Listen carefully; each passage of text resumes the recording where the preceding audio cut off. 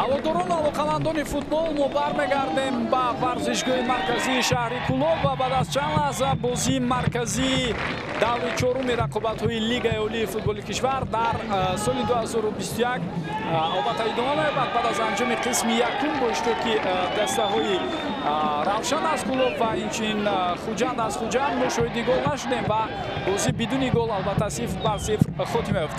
Дар оғози қисми дуюм тағйирот аст дар ҳайати дастаи албатта меҳмон ва читавр мебинед аз ҳайати бозигарони эҳтиётӣ таҳти рақами 6 ҳоҷи Боизиёев ба майдон мебарад ва ӯ акнун ба ҷои Далер Ёдгоров ки таҳти рақами 18 бозӣ мекард дидорро бояд идома диҳад.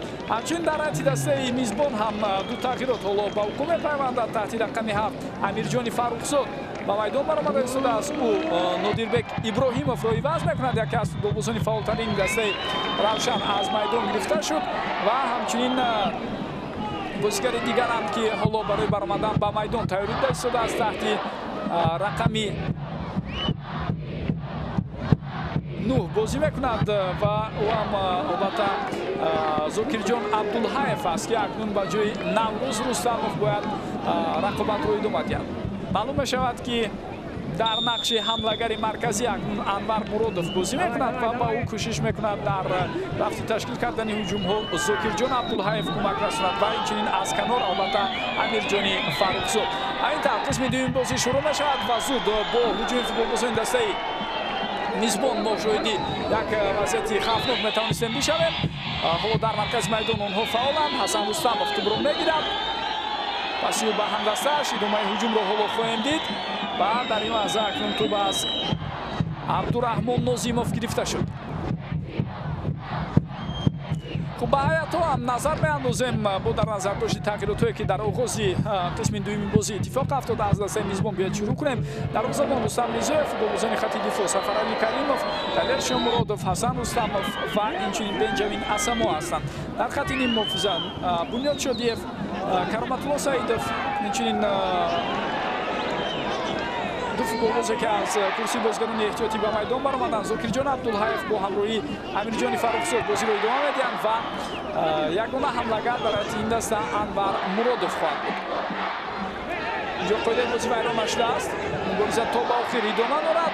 дувар ишора мекунад ки қоида вайронкунӣ нест ва хеле хуб футболбозони дастаи Хуҷанд тавонистанд тӯбро бигиранд. Ҳоҷи Боизиёев паси ӯ то ба албатта андастааш рафта нарасид ва дар ин лаҳза акнун қоида вайронкунӣ ба чашм мерасад ва читавре шумо мебинед Сайвали Турдиев қоида вайронкуниро аз ҷониби Анвар Муродов ба эътибор гирифт.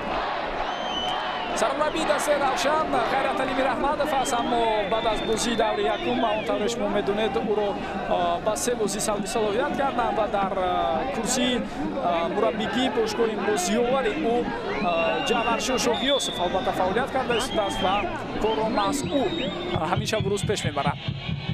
Бахтиёр Чориев партоби тӯб аз сӯи ӯ ва тӯб аз майдон берун мешавад.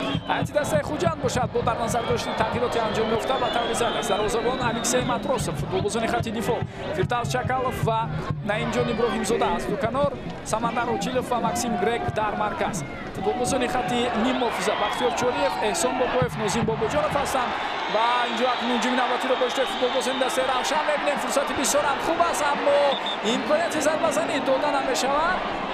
читавре мебинед эътироз баён мекунад ба Анвар Муродов дар ин лаҳза ҳамдастааш Зокирҷон Абдулҳаев ва воқеан ҳам дуруст мекунад. чаро барвақттар пас надод ба ҳамдастааш ки дар канор озод буд. ин ҳам саволест ки беҷавоб мебошад.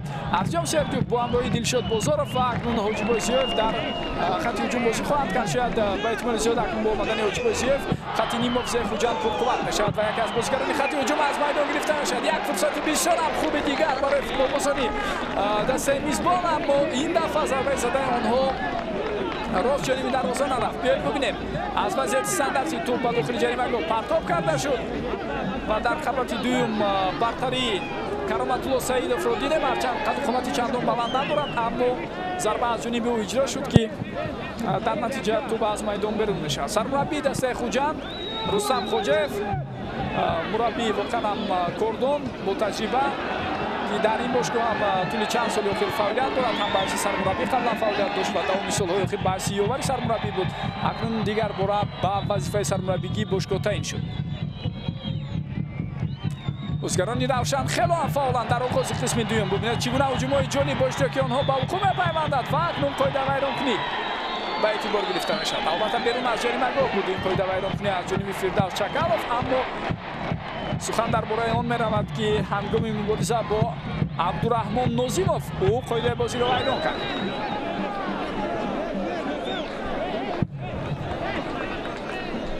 هر کسی که قسم یکم رقابت دیداری امروز را البته تماشا نکرده باشد با اشتراک روشن و خوجند، پس مختصر میتوانم یادآور شوم که در رفتی قسم یکم خوجند از سوی موجود آوردن وضعیت‌های خطرناک و امکانیت‌های خوبی گلزنی برتری داشت. روشن هم فرصت‌های معینی را با اشتراک نوروز رستموف به وجود آورد، اما ضربه‌های زده نوروز بلند و نوانی بود. اما ارتیوم سرگیوف دو امکانیت عالی را واقعاً استفاده نبرد و در هر دو مورد بلند دروازه‌بان رستم بیزاєв تاثیر خود را رسانید. وضعیت استانداردی با اشتراک فوتبالبازان دسته روشن و بیاید ببینیم که چگونه از این امکانیت خود آنها استفاده می‌برند.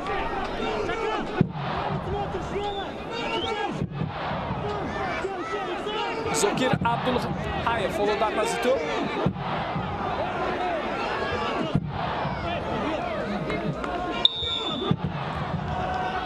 پرتاب توپ از جانب او امکانیت بسیار خوب میتواند با خوب پیوندد و داور در این لحظه چی اشاره میکند؟ توپ به دست فوتبالباز دسته خوجند رسیده است، از این خاطر پنالتی اشاره کرده میشود. بینندگان ارجمند سیولی توردیف با قطعیت به نقطه اجرای ضربه 11 متر اشاره کرده است. بار دیگر میتوانید این حالت را ببینید و چون به صحنه تکراری هم ما شما توجه میکنیم معلوم میشود که در این لحظه واقعا رسش توپ به دست فوتبالباز دسته خوجند هست و این هم باشد سمندر اوچیلوف لیگانر دسته که در این لحظه با دستش بازی کرد. فعالی روشن ثمر آورد و آنها پنالتی کار کردند در آغاز قسم دوم بازی. بیاید ببینیم که ضربه را کی اجرا میکنه. دلیر شامرادوف برای اجرای ضربه تیاری ایستاده است.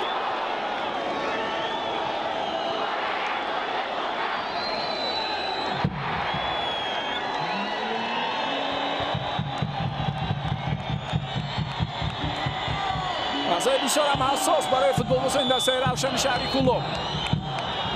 دلیر ضربه او و با باوری پنالتی اجرا کرده میشود. همین طور حساب شده شد و دسته روشن در بازی خانگی خود اولین گلش را در میدان خانگیش البته دوام چند سال اخیر در لیگ عالی به قید میگیرد و این شادی و خرسندی مخلصان دسته را البته باز هم برای ما و شما نشان میدهد که آنها از چنین موفقیت دستهشان البته بقایت شاد و ممنونند. بار دیگر ببینیم ضربه کاملا به کنج دیگر اجرا شد و دروازه‌بان دسته خوجند باشد به طرف دیگر جایید.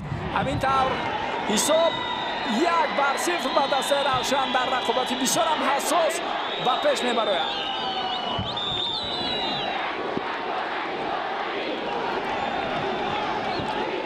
این تنها دومین گل دسته روشن در موسم کنونی است. بینندگان ارجمند و ما گفته نماند که گل اولین آنها در بازی بر مقابل اسخط در دقیقه گذشته زده شد، اونم در دقیقه 77 از جانب امیر جانی فروخزاد.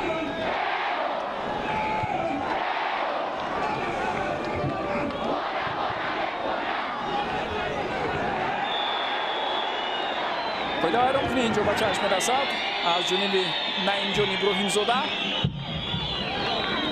تکرار این حالت رو ببینیم واقعا در برابر فوتبالباز حریف امیر جانی فروخزاد و قید بازی را ویران کرد. هجوم نوبتی با اشتراک فوتبالبازان روشن. زاکیر عبدالحی پرتاب توپ از سوی او به نتیجه بود و فوتبالبازان خوجند توانستند این حالت را برطرف کنند.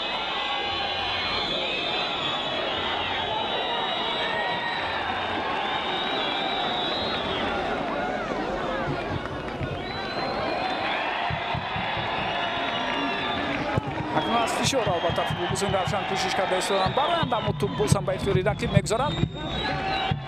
اوجیبای زیویف توپ در اختیار فوتبالبازان دسته خوجند باقیمان خیلی خوب احسان بابایف میگذارد، اما در این لحظه دو فوتبالباز روشن به هم خلال رسانیدند. توپ باز هم به اختیار فوتبالبازان مهمان برگشت. خیلی فاول شد خوجند و این هم به نفع کار است در بازی امروزه. اونها هم زود میخواهند جواب گردانند. با یکی از فوتبالبازان равшан کمک ضرور است. در این لحظه چطور می‌بینید او در زمین خوابیده و چطور معلوم شود عبدالرحمن نازیموف در لحظه قبلی بال هم دسته خود برخورد. از این خاطر کمی آسیب هم برداشت. بسیار برخورد شدید بود بین آنها.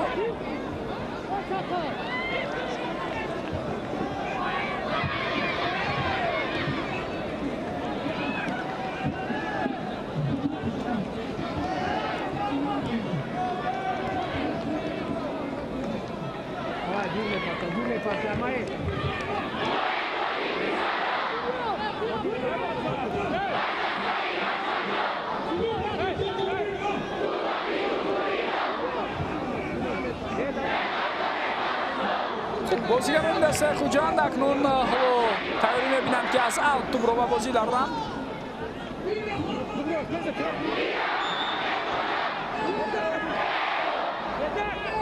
از اوت توپ به بازی درآورده شد و پرتاب توپ به داخل جریمه‌گاه بود. اکنون یک حالت دیگر باز هم بحث به وقوع می‌پیوندد اینجا و گفته می‌شود که بین артем سرگیوف و اینچنین محافظتگری دسته равшан بنجامین اساموا چون یک حالت به وقوع پیوسته است که بنجامین اساموا کمی آسیب برداشته است.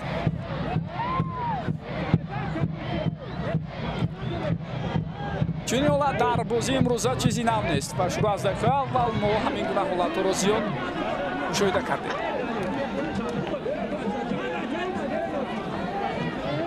از این صحنه تکراریه که پیشنهاد کرده شد البته درست بها دادن و قضاوت کردن این حالت کمی مشکل است چون ما دیدیم که بنجامین اساموا و артем سرگیوف خیلی جفت و نزدیک به هم قرار داشتند و برای موقعیت تلاش میکردند اما معلوم میشود که آنجا کمی هم باشد البته برخورد باشد این چیز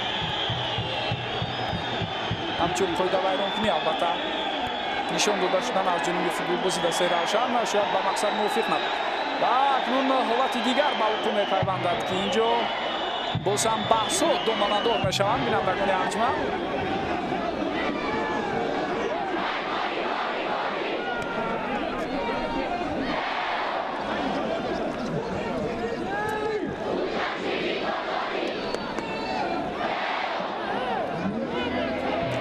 خب همه چیز رفت شد. اکنون دوبار بازیگرانی هر دو دسته رو با آرامی دعوت میکند و پیشنهاد کرده شده است که بازی خود رو نشان دهد.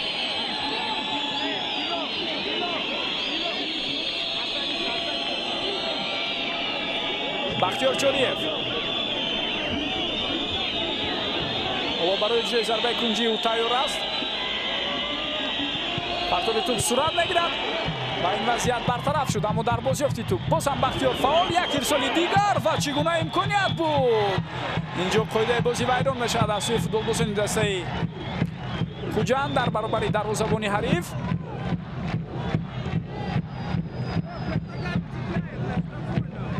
و چطور شما هم دیدید از هم دیگر عذر میپرسند یک حالت معمولی ورزشی است از این خاطر یگان بحث مناسب زیاد اینجا با وقوع نمیپیوندد. کمی البته نسبت دروازه‌بان حریف فوتبالبازان خوجند قاعده بازی را ویران کردند و این چیز را خود هم اعتراف میکنند.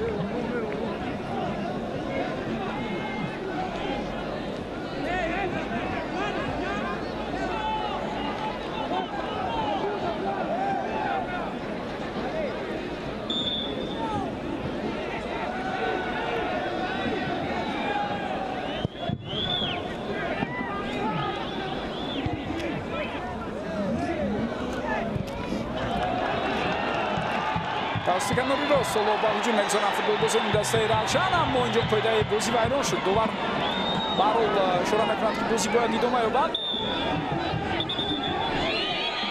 و اکنون رفتی رقابت را منع میکند. سایبری توردیف و در برابر امیرجان فرخزاد لحظه قبلی қоида вайронкунӣ дида шуда буд. Биёед бубинем. бале инҷо қоида вайронкунӣ ҳаст аз ҷониби Нозим Бобоҷонов. ва довар ба хотири оне ки рафти ҳуҷуми ояндадори Равшанро манъ накунад, қоида вайронкуниро дар ибтидо ба эътибор нагирифт. вале чун боз ҳам туп аз ихтиёри онҳо берун шуд, ба ҳуҷумро идома дода натавонистанд, довар зуд ба хулоса омад ки қоида вайронкуниро ба инобат гирад.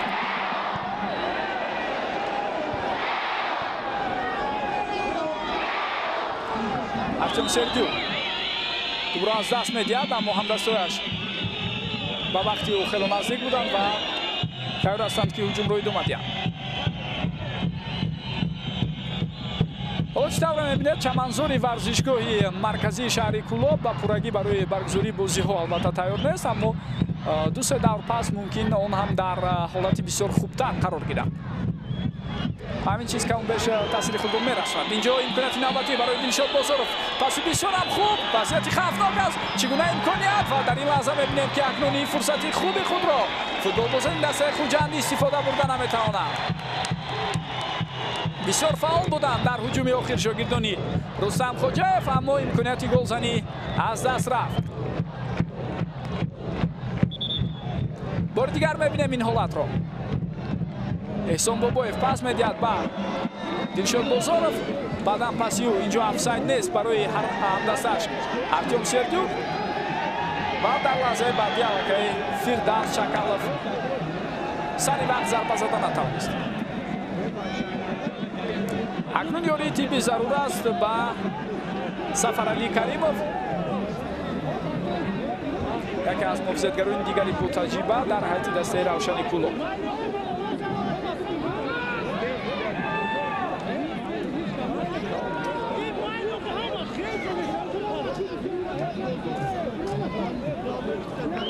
ва чӣ тавре мебинед фурсатро муносиб дониста Рустам Хоҷаев ва шогирдони худ дар ин лаҳза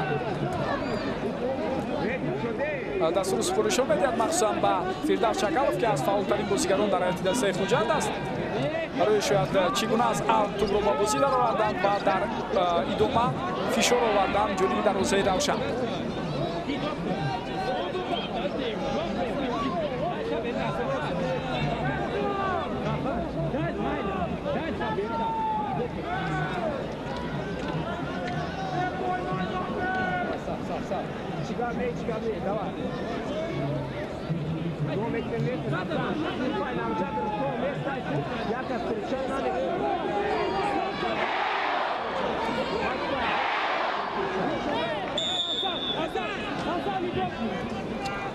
Фирдавс Чакалов тубро ба дохили ҷаримагоҳ ҳаво дод.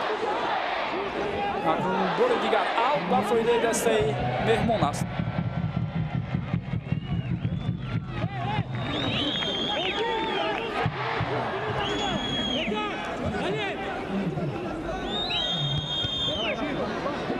боризаи футболбозони Хуҷанд ҳоло идома доранд.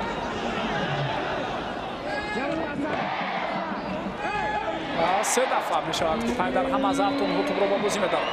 Ҳоҷибой Зиёев инҷо аз ӯ тубро гирифтанд. ҳарчанд акнун аз фишори рақиб мехоҳад барояд, аммо на муваффақ намешавад ба онҳо ин кор. ба ҳар ҳол акнун чунин ҳолат ба чашм расид ва қоидаи бозӣ вайрон мешавад ки ба Бахтиёр Чориев довар маҷбур мешавад корти зард нишон диҳад. воқеан ҳам ин чиз ҷо дошт ба он хотире ки Бахтиёр Чориев қоидаи бозиро дидаву дониста вайрон кард. вақте рақиб аз ӯ тубро гирифта ба пеш ҳаракат мекард, ӯ барқасона ба ӯ пешпо гузошт. ана ин лаҳза метавонед бубинед ва худи шумо ҳам бори дигар ба ин чиз бовар ҳосил кунед. дар баробари Бунёд Шодиев қоидаи бозӣ вайрон шуд.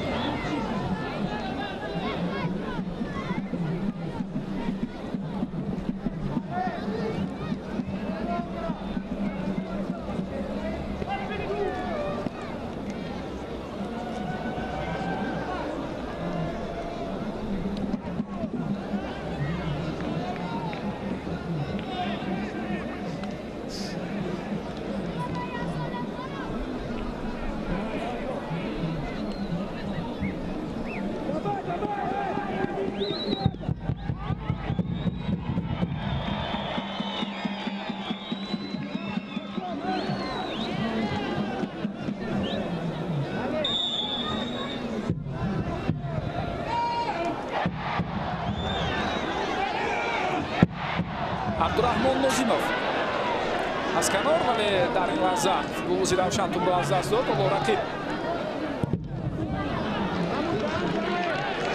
дар ташкил кардани ҳуҷумҳо дучори мушкилист, махсусан дар оғози он бисар мебинед футболбозони Хуҷанд ва мушкилиҳои зиёд рӯбарӯ шуда истоданд.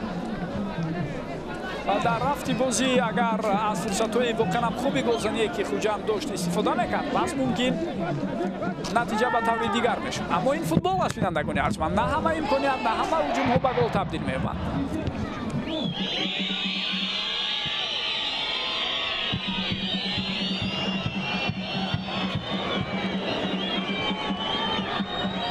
ҳуҷуми навбатӣ бо иштироки футболбозони дастаи Хуҷанд ва акнун қоидаи бозӣ вайрон мешавад. Бале, инҷо довар корти зард нишон медиҳад ба Бенҷамин Асамоа ва ҳатам ҳаст.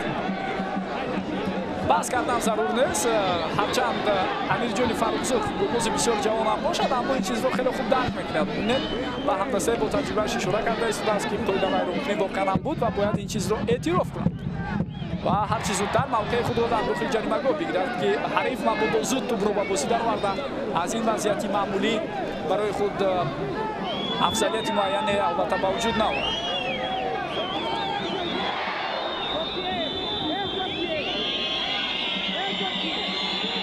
Нозим Бобоҷонов дар рази тӯб барои иҷрои зарбаи ҷаримавӣ тайёр аст. партоби ӯ ба дохили ҷаримагоҳ, аммо ин ҳолатро футболбозони Равшан хеле хуб бартараф карданд. дар бозёфти тӯб дастаи меҳмон фаъол аст. идомаи ҳуҷумро мебинем бо иштироки онҳо. тӯб дар майдон боқӣ монд ё на? На, акнун довар ишора мекунад ки тӯб аз майдон берун шуд ва аз назди дарвоза бояд он ба бозӣ дароварда шавад. ҳоло тағйиротҳои навбатӣ дар ҳайати дастаи Хуҷанд. Парвиз Боқиёхунов барои баромадан ба майдон тайёр аст ва ӯ ба ҷои ҳамдастаи бо таҷрибааш Бахтиёр Чориев рақобатро идома медиҳад. ҳамчунин таҳти рақами 14 Тоҳир Малодӯстов ҳам ба майдон мебарояд ва ин футболбоз хуб дар ҷараёни бозӣ имрӯзакиро иваз мекунад. ҳоло барои мову шумо акнун иттилоъ медиҳанд Дилшод Бозоров аз майдон гирифта мешавад. ҳамин тавр боз ҳам бо се ҳамлагар дастаи Хуҷанд бозиро идома медиҳад. ҳам Тоҳир Малодӯстов ва ҳам Парвиз Боқиёхунов футболбозони хатти ҳамла ҳастанд ва дар маҷмӯъ то ҳамин лаҳза мо дар ҳайати дастаи шаҳри Хуҷанд се тағйиротро мушоҳида карда истодаем.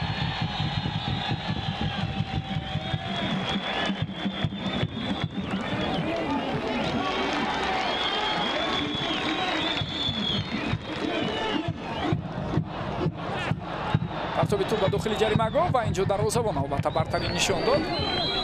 Алексей Матросов зуд ҳуҷуми навбатӣ ҳамдастаашро оғоз мебахшад, аммо дар маркази майдон бозигарони Хуҷанд тӯбро аз даст медиҳанд. аксил ҳуҷуми футболбозони Равшанро мебинем. Анвар Муродов хеле хуб ва акнун ин партоби ӯ бенатиҷа буд.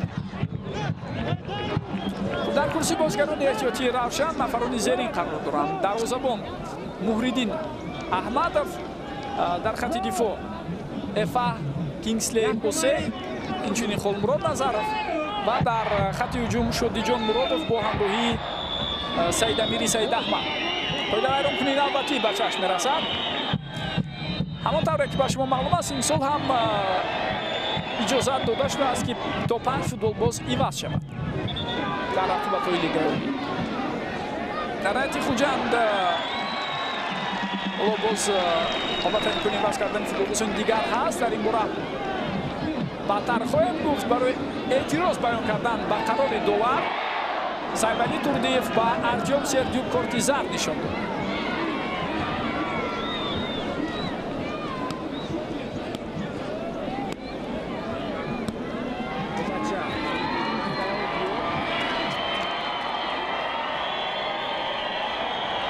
дар ҳайати эҳтиёти дастаи Хуҷанд нафарони зерин қарор доранд. дарвозабон Далер Баротов, муҳофизатгарон Парвиз Боқиев ва Алишер Баротов, инчунин дар хатти дифоъ Фирӯз Холматов боқӣ мондааст. яъне дигар футболбозоне ки тавонанд хатти ним муҳофиза ва ҳуҷумро пурқувват кунанд дар ҳайати эҳтиётии ин тим дида намешавад.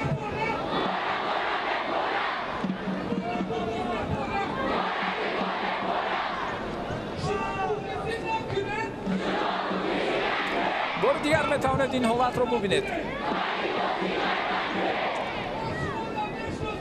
برای اینکه ارتیم سرگیک هم با دستش حرکت کرد و هم بعدا اعتراض بیان نمود با قرار دوم، ما میبینیم که با او کارت زرد نشان داده میشه، مخصوصا برای حالت دوم که اونجا اعتراض بیان کرد این فوتبال باز.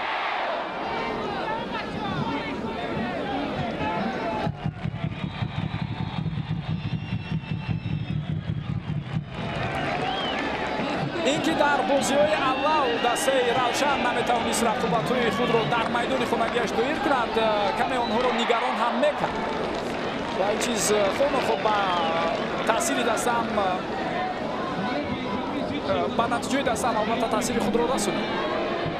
آنها میخواستند هرچی بر وقت‌تر البته در میدان خانگی خود رقابت‌ها را دایر کنند. امسال هم از نگاه مالیوی دستگیری روشن در سطح بنیاد خوب است. تامینات دسته به یگان کمبودی جریان دارد و معلوم می‌شود که با این راه اکنون روشن می‌خواهد باز هم مثل سال‌های 2011 و 2012 که در لیگ عالی فوتبال کشور واقعا هم با موفقیت‌های بسیار کلان نایل شده بود آن را تکرار کند یا حداقل کوشش کند که در همین گونه سطح بلند بازی خود را دایر نماید.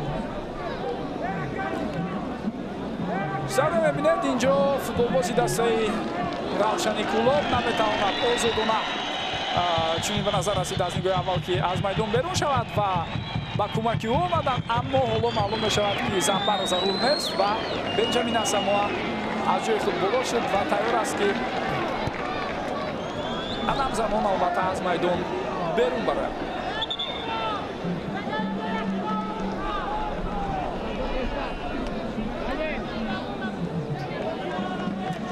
تغییرات در حیاتی دسته روشن با میدان میبرد تحت رقم 22 خالمراد نظرف بینندگان ارجمند و او با جای بنجامین اساموا باید بازی رو ادامه دهد. بسیاری از فوتبالبازان که در حیاتی روشن معمولا نمایی کرده شدند سال قبلی تجربه خوبی بازی در حیاتی دسته کوکتاش رودکی رو در لیگ عالی داشتند و نزدیک بودند حتی زینه سیوم رو هم اشغال کنند.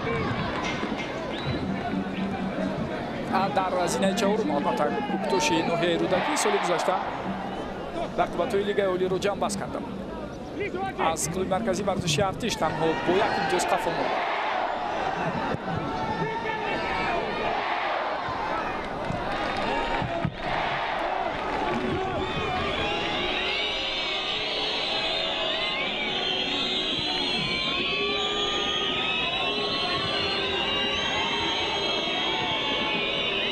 Hojigo Ziev پس جوابی او با کنار چپ و در این لحظه اکنون توپ از میدان بیرون میشود.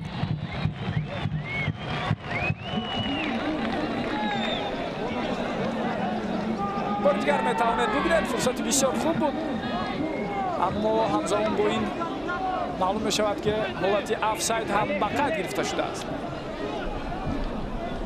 دیروز رقابت بین هیئت‌های جوانان این دو دسته صورت گرفت و در آن خوجند به حساب 2-1 غلبه کرد.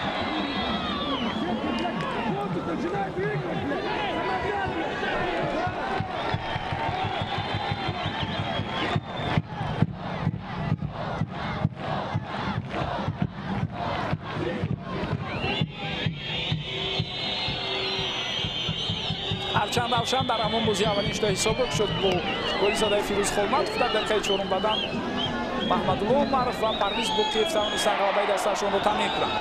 تویر ملودوستف گزارشی او از کنار اکنون میشود به قفا پاس یاد نوزین باباجانوف اکنون ادامه هجوم را با اشتراک فوتبالبازان خوجند میبینیم. فردوس چنکالوف و خیلی خوب حرکت کرد فوتبالبازی دسته روشن و توانست این حالت را عبدالرحمن نوزینوف برطرف کند. عکس الهجوم بازیگران روشن اما در این لحظه پاس آخرین چندان خوب نبود از جانب زاکرجان عبدالحیف.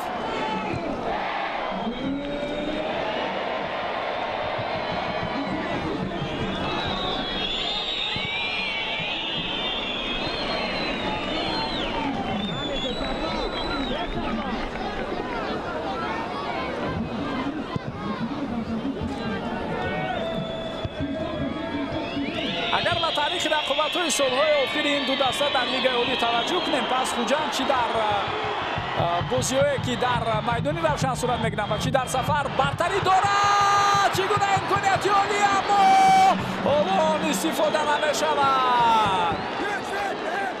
Анвар Муродов дар ин лаҳза хело наздик буд ки номи худро ба қатори онҳое ки ин мавсим гол заданд ворид кунад, аммо ин фурсати муносибро аз даст дод. Ва мубинед дар ин лаҳза боз ҳам футболбозони хатти дифои дастаи Хуҷанд ҳангоми мавқеъгирии худ ба иштибоҳ роҳ доданд.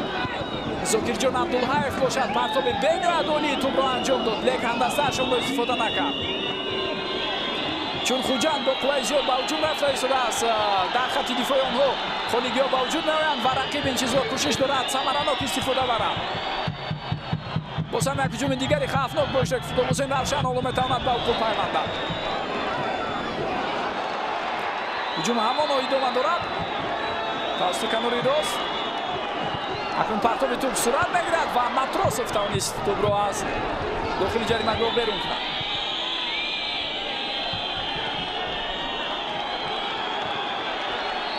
агар мо ба ҳоло биёед ба рафти ҳуҷуми навбатии футболбозони дастаи равшан таваҷҷӯҳ мекунем, онҳо хело фаъоланд.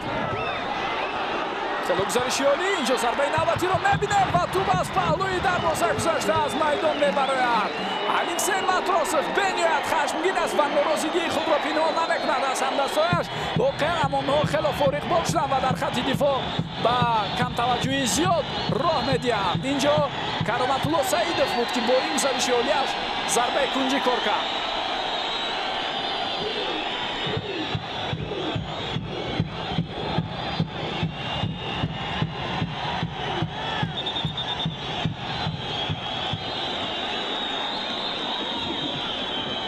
Кортизард инҷо ба футболбози дастаи равшан аслан дар хатти ҳуҷум вақте даста қарор дорад ва ҳоло нав дақиқаи 76 аст. ӯро ба вақт кашокунӣ ё вақткушӣ гунаҳгор кардан каме мушкил, аммо довар инҷо ба хулосае омад ки ҳамин корро Зокирҷон Абдулҳаев анҷом додааст. аз ин хотир ӯро бо Кортизард огонид, вале бубинед ки ӯ хело наздик буд аз зарбаи кунҷӣ мустақиман тӯбро ба дарвозаи Алексей Матросов ҷо кунад. бори дигар метавонед бубинед хело олӣ зарбаро зад Зокирҷон Абдулҳаев, аммо тӯб ба сутуни дарвоза расида баргашт. бозии дастаи равшан дар қисми дуюм воқеан фарқ кунанда аст. онҳо дар баробари ин ки ба ҳариф дар қисми дуюм ягон имконият намедиҳанд, боз худ дар хатти ҳуҷум ҳам бениҳоят фаъоланд ва аз фурсатҳои доштаашон кӯшиш карда истоданд хубтару беҳтар истифода баранд. бори дигар метавонед бубинед ин ҳолатро. пойдавайронкунӣ аз ҷониби Ҳоҷибой Зиёев буд.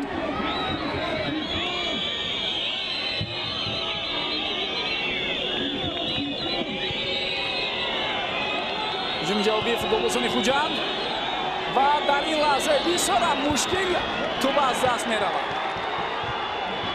Максим Грек паси ӯ ба Фирдавс, аммо дар ин лаҳза акнун Фирдавс тӯбро аз даст дод. ҳамдастааш кӯшиш карда истодааст ин ҳолатро бартараф кунад. Нозим Бобоҷонов ва бо кӯмаки якдигар нимувофизатгарони Хуҷанд аз ӯдаи бартараф кардани ҳуҷуми навбатӣ баромаданд. Рустам Хоҷаев ҳам бениҳоят норозӣ аст аз чунин бозӣ кардани шогирдонаш дар тӯли чанд дақиқаи охир.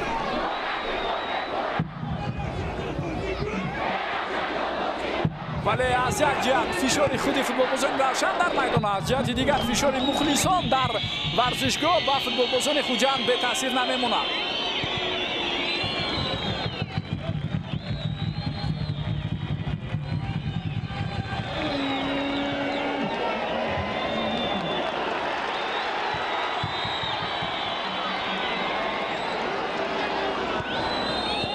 як имконияти дигар ҳоло барои футболбозони дастаи Хуҷанд метавонист ба укол пайвандад ва ҳамон тавре ки мебинед акнун ду кӯшиши пай дар ҳами футболбозони Хуҷанд барои ташкил кардани ҳуҷум ҳеҷ натиҷа надод.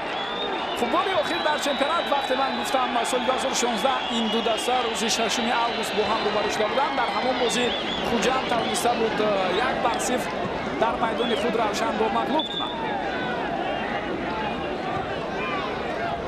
ва пештар аз он дар майдони равшан дар ҳамон соли 2016 Хуҷанд як пирӯзии дигареро ҳам соҳиб шуд, бо ҳисоби 3 онҳо равшанро ноком карданд. ва дар 6 бозии охир доимо Хуҷанд дар баробари Равшан ғалаба мекунад. бори охир Равшан тавонистааст дар баробари ҳарифи имрӯзаи худ Хуҷанд рӯзи 13 майи соли 2013 дар бозии Лигаи олӣ пирӯзӣ ба даст орад ки дар ҳамин майдон 2-1 онҳо зафар ёфтанд. яъне 8 сол пеш аз ин, тақрибан 8 сол пеш аз ин ғалабаи охирини Равшан дар баробари Хуҷанд дар Лигаи олӣ ба қайд гирифта шуд. дар соли 2013 ҳамчунин як мисовӣ дигар дар бозии байни худи онҳо сабт шудааст. ҳуҷумро бо иштироки футболбозони дастаи Хуҷанд дидем, аммо бенатиҷа акнун рақиб ба аксул ҳуҷум мегузарад. инҷо Амирҷони Фаррухзод партоби тавили тӯбро анҷом дод, лекон рост ба дасти дарвозабон рафта мерасад. дақиқаи 80 бозӣ ҳисоб 1-0 ба фоидаи дастаи мизбон аст. вақт камтар боқӣ монда истодааст барои Хуҷанд, аммо онҳо дар хатти ҳуҷум фаъоланд ва акнун бубинед дар ин лаҳза Фирдавс Чакалов наметавонад ки тӯбро дар майдон нигоҳ дорад. мо шоҳиди тағйиротҳои навбатӣ дар ҳайати дастаи Равшани Кулоб мешавем ва барои баромадан ба майдон Эфа Кингсли Осей тайёр аст ва ӯ ба ҷои ҳамдастаи худ ки таҳти рақами инҷо аввал барои мо шумо ба майдон баромадани Шодиҷон Муродовро нишон медиҳам. Шодиҷон Муродов акнун бозиро идома дода истодааст ва ӯ ба ҷои Абдураҳмон Нозимов ба майдон баромад. тағйироти дигар бошад акнун сурат мегирад. Анвар Муродов аз майдон гирифта мешавад ва ба ҷои ӯ Эфа Кингсли Осей ба майдон баромад. тағйиротҳое ки анҷом дода шуд, як ним муҳофизатгар ва як ҳамлагарро сармураббӣ гирифт ва ба ҷояш як ҳамлагар ва як муҳофизатгарро ба майдон овард. ин маънои онро дорад ки албатта мураббии дастаи Равшани Кулоб Ҷаваршӯшо Гиёсов оло таваҷҷӯҳ дорад ба мустаҳкам кардани хатти дифои тимаш.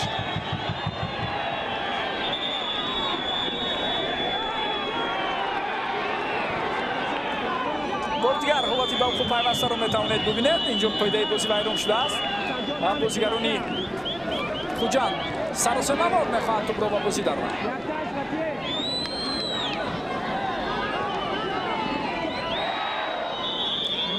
қоида вайронкунӣ навбатиро мебинем. ин дафъа Бунёд Шодиев ба қоида вайронкунӣ даст мезанад.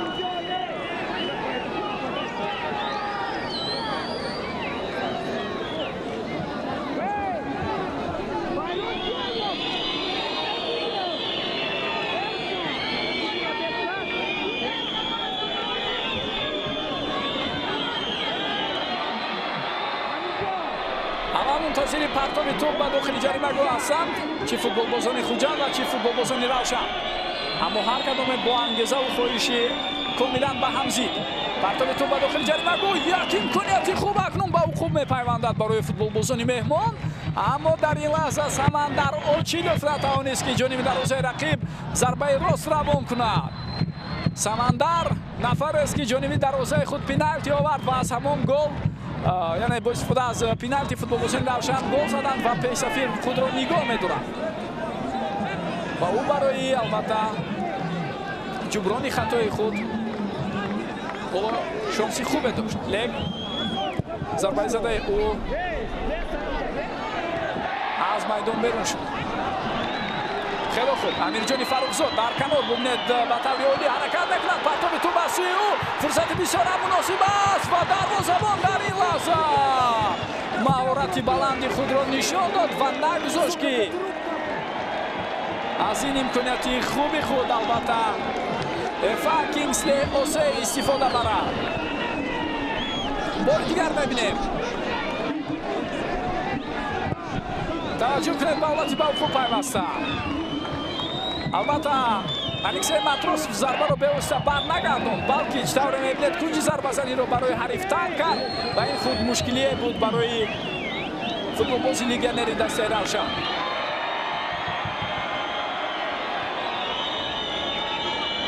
نازیم باباجانов ادامه هجوم رو با اشتراک فوتبالباز دسته خوجند می‌بینیم. فردوس چکالов از کنار گذارش او پرتاب توپ و چگونه امکانیت اکنون برای فوتبالبازان خوجند به وقوع می‌پیوندد. تویر بالادوست فولا فرصتی بسیار مناسب را در اختیار داشت. بار دیگر میتواند ببیند пуштноки зарба мезанад, вале зарбаи ӯ хато рафт.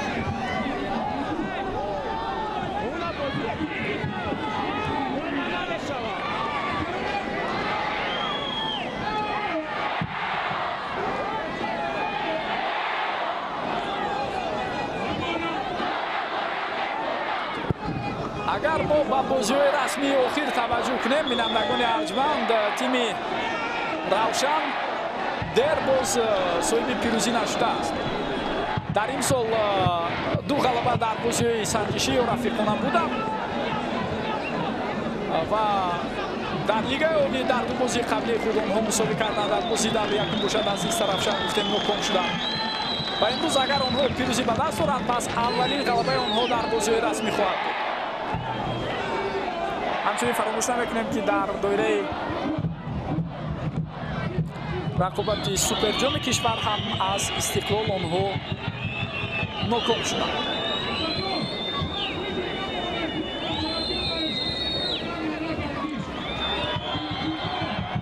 хуҷанд бошад баръакс, дар бозиҳои охир дучори бохт намешавад. охирин бохти онҳо дар бозиҳои расмӣ дар охири соли 2020 буд. онҳо аз клуби марказии варзиши артиш 2-1 дучори бохт шуда буданд.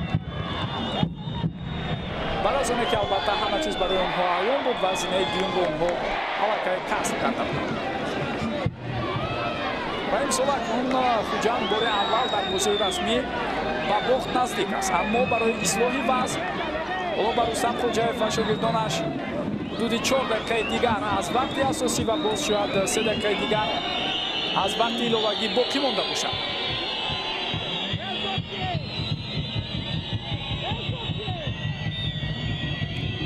нозим бобоҷонов партови ту ба сӯи ӯ, имконияти хуб пайдо шуд ва зарбаро ҳам дидем, аммо дарвозабон Рустам Ризоев хеле хуб ҳаракат кард ва ба осонӣ ин вазъияти ба вуҷуд омадаро бартараф намуд. бори дигар мутаваҷҷеҳ мешавем ки ин дафъа ҳам зарбаро Самандар Очилов иҷро кардааст, вале легионери ӯзбек зарбаи хавфнокеро албатта ҷониб дарозаи рақиб равон карда натавонист.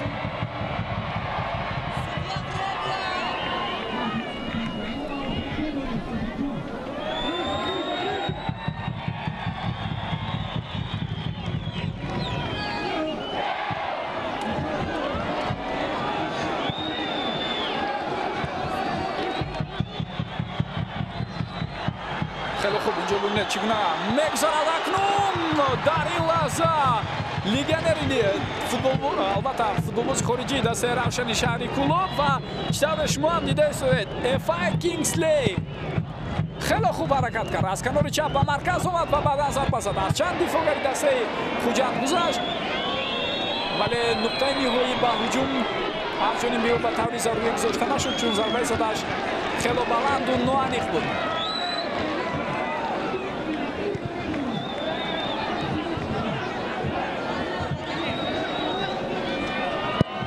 الکسی ماتروسов توپро ба нимаи майдони ҳариф равон мекунад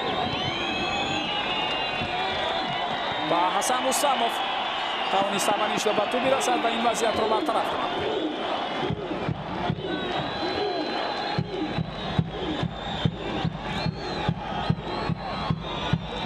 ин гуна шавқу шӯр ва мухлисиро дер боз надида будем дар варзишгоҳи кишварамон.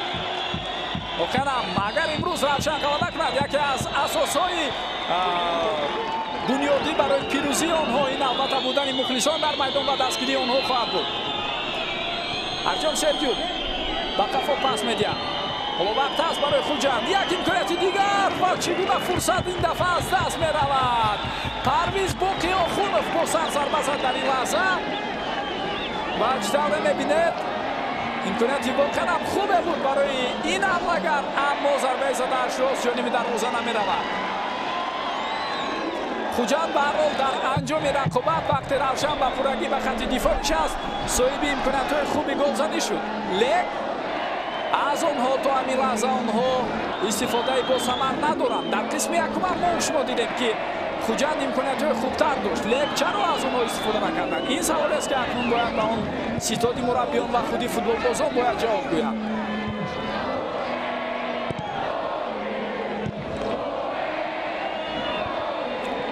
равшан кӯшиш карда истодааст бол нишастан ба хати дифоъ албатта танҳо ба ин чиз такя накунад балки дар аксул ҳуҷумҳо чанд дафъа мо дидем ки тавассути канори рост чӣ гуна амирҷони фаррухзод ба ҳуҷумҳо пайваст мешавад ва ин ҳам гӯем як ду имконияти хуберо барои дастаи мизбон ба вуҷуд овард.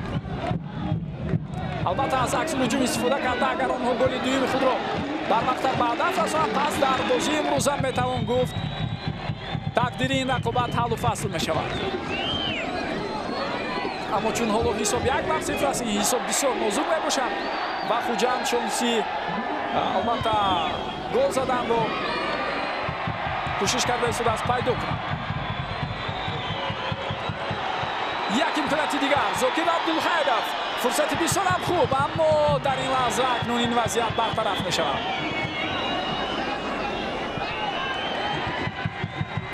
аут ба фоидаи дастаи мизбон аст.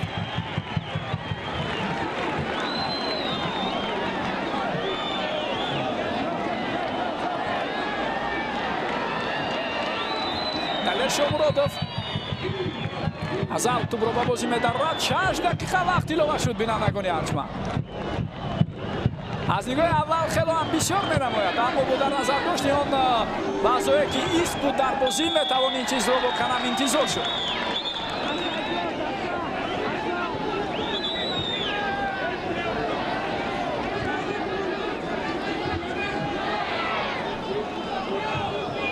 нозим бобоҷонов бо сарпартоби туп ба дохили ҷаримагоҳи ҳариф. мубориза инҷо идома дорад, аммо футболбозони равшан бартарӣ нишон медиҳанд.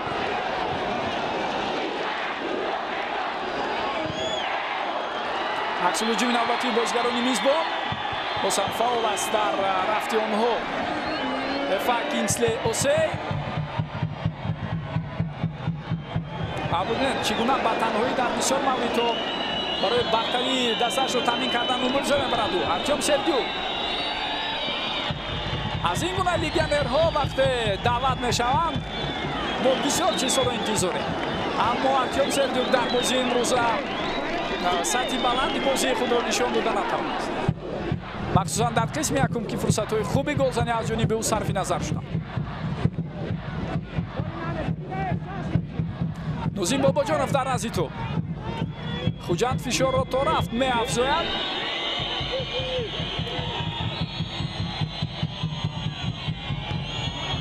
аммо равшан бо дар назар дошти оне ки албатта аз устувории хатти дифои худ камбеш бовар ҳам дорад, кӯшиш дорад ки дар тӯли дақиқаҳои баъдӣ ҳам ба хатти дифоъ нишаста ба хато роҳ надиҳад ва чӣ гуна имконияти хуби дигар инҷо ба вуҷуд меояд бо иштироки футболбозони дастаи Хуҷанд, аммо ин вазъият ҳам бартараф шуд. шурӯъ аз дақиқаи аввали ин рақобат то ба анҷоми он мо воқеан ҳам як рақобати бисёр пуршиддат ва посуръатро мебинем. дар ҳар кадоме аз қисматҳои майдон барои бартариро соҳиб шудан дастаҳо он гуна мубориза бурда истодаанд ки воқеан ҳам ногуфтанист. ва дар баробари ин агар бо ҳамин хоҳишу иштиёқе ки дастаҳо доранд инчунин каме дигар ба ҳунару маҳорати худ таваҷҷӯҳ кунанд ва бозам бозии худро сайқал диҳанд, нуран алло нур мешавад. ва аз ин дастаҳо мо интизор шуда метавонем ки дар мусобиқаҳои осиёӣ ҳунарнамоии арзанда нишон медиҳанд.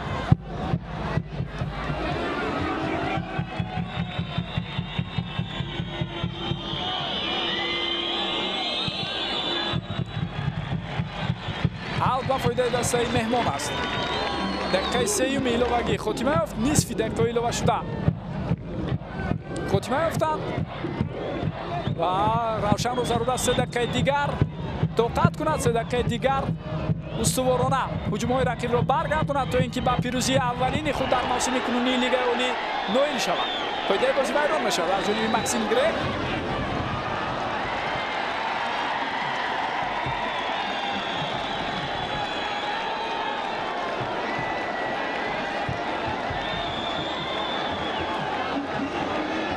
албатта инҷо поида вайронкунӣ буд аз ҷониби Грек, аммо аҷибаш ин ки Зокир Абдулхайров аз ҷои худ боло шуда баъдан боз ба замин хӯрад.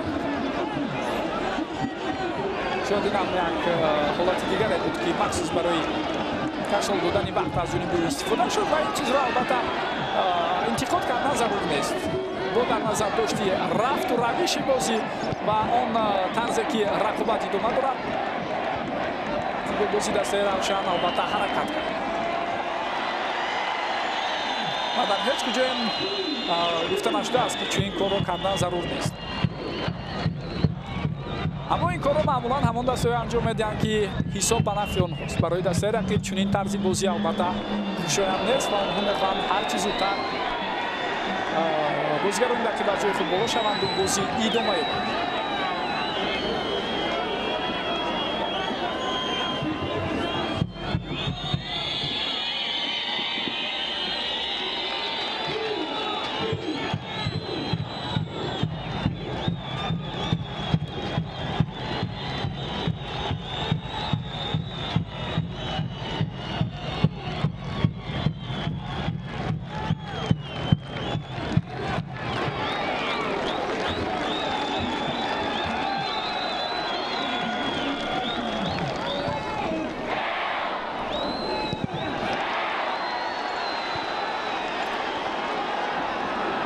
Офсайд ҳаст ё не? акнун офсайд ҳаст. ба ҳар ҳол Зокир Абдулхайров дар охир ба ҳуҷум пайваст шуд ва мебинед ҳолати нобозӣ ба қайд гирифта мешавад. Нозим Бобоҷонов яке аз охирин имкониятҳо барои футболбозони дастаи Хуҷанд. Дақиқаи шашуми иловагӣ шурӯъ шуд. бардори туп ба наздикии ҷаримагоҳ бенатиҷа аст ва боз ҳам офсайд. ва Абдулхаев Зокир дар ин лаҳза ҳам дар ҳолати нобозӣ буд.